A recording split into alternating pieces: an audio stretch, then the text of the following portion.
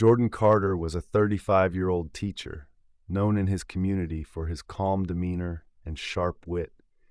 He taught history at the local high school and believed deeply in the power of education to change hearts and minds. Jordan was also a single father to his 10-year-old daughter Maya, and much of his strength came from his desire to set a good example for her.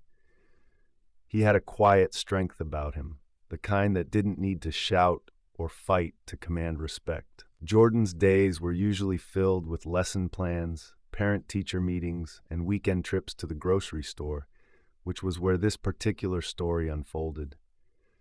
It was a typical Saturday afternoon when Jordan walked into Hilltop Grocery with Maya. The store was bustling with shoppers, carts squeaking against the tiled floors. Jordan was carefully checking his list as Maya helped pick out fruits, her cheerful voice breaking through the store's background noise. As they made their way to the checkout line, an older woman named Linda, who appeared to be in her late 60s, stood a few spots ahead of them. Linda was known around town for her sharp tongue and entitled attitude. She glanced back at Jordan and Maya, her gaze lingering a little too long. Jordan noticed but said nothing. He simply adjusted the items in his cart. Maya, sensing her father's unease, held onto his hand. As the line moved forward, Linda's voice rose above the general hum of the store. "Why don't they hire people who speak proper English at these stores anymore?" She grumbled loudly, directing her words toward a cashier who appeared to be an immigrant. The cashier, a young woman named Farah, looked flustered but continued to scan items. Jordan exchanged a glance with her, offering a small nod of encouragement. But Linda wasn't done. Turning her attention to Jordan, she said, "And why are people like you even here? Shouldn't you be back in Africa or something?" The line fell silent. Shoppers froze, their eyes darting between Jordan and Linda. Maya clutched her father's hand tighter, her small face confused and scared. Jordan's heart pounded, but he forced himself to stay calm. He knelt down to Maya's level, whispered something in her ear, and she nodded, walking over to sit on a nearby bench where she could still see him. Then, Jordan straightened up and looked Linda in the eye. His voice was steady, his words deliberate. "Ma'am, I'm going to respond to you the way I teach my students to respond to ignorance, with facts." The crowd grew, drawn in by the tension and Jordan's calm confidence. "My ancestors didn't come to this country by choice," he began.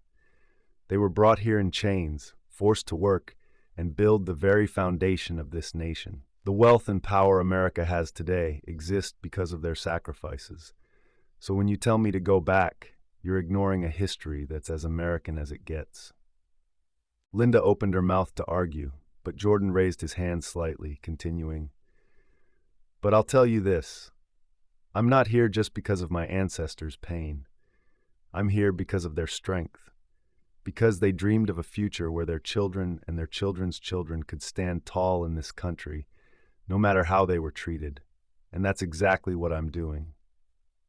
The crowd murmured in agreement.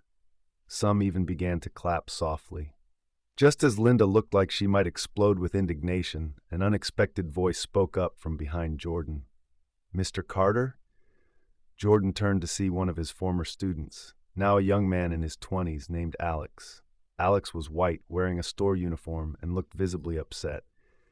"Mr. Carter, you taught me so much about respect and understanding when I was in your class," Alex said.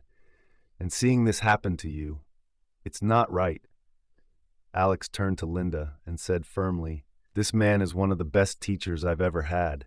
He taught me about history, about kindness, and about standing up for what's right. Maybe you should take a lesson from him." Linda's face turned red, and for the first time, she seemed at a loss for words. As the situation began to de-escalate, the store manager approached, apologizing profusely to Jordan. But before Jordan could say much, Linda's grandson appeared. "Grandma, what are you doing?" he said, stepping forward. His name was Eric, a young man in his early 30s. "You can't talk to people like that." Linda looked at her grandson in shock. "Eric, I was just—" "No, Grandma," Eric interrupted. I've been trying to tell you for years to stop judging people based on the color of their skin. I work with people of all backgrounds every day, and they're some of the best people I know. It's time you start listening. The crowd watched as Linda's confident demeanor crumbled. She looked around, realizing she was alone in her beliefs. As Linda left the store, her grandson following her, the crowd erupted into applause. Jordan nodded in gratitude to Alex and the others who had supported him. When he walked over to Maya, she stood and hugged him tightly. "Daddy, you were so brave," she said softly. Jordan smiled down at her. Sometimes being brave just means speaking the truth, no matter how hard it is. As they left the store, Jordan felt a renewed sense of purpose. He knew the fight against ignorance wasn't over, but moments like this reminded him why it was worth it.